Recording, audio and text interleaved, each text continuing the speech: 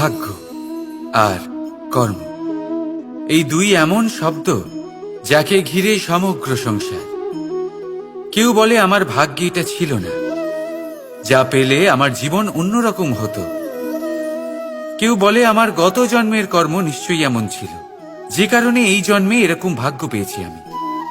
এই সব বাদ দিন আর একবার শান্ত চিত্তে ভাবুন।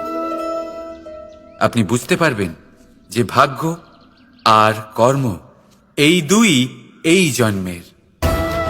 তফাৎ শুধুমাত্র এটাই যে যদি ভাগ্যের কথা বলা হয়, তাহলে আপনি এই ভাগ্যের থেকে যত বেশি আশা করবেন তত বেশি নিরাশ হবেন আপনি। কারণ এই আশা আপনাকে কর্ম করা থেকে আটকায়।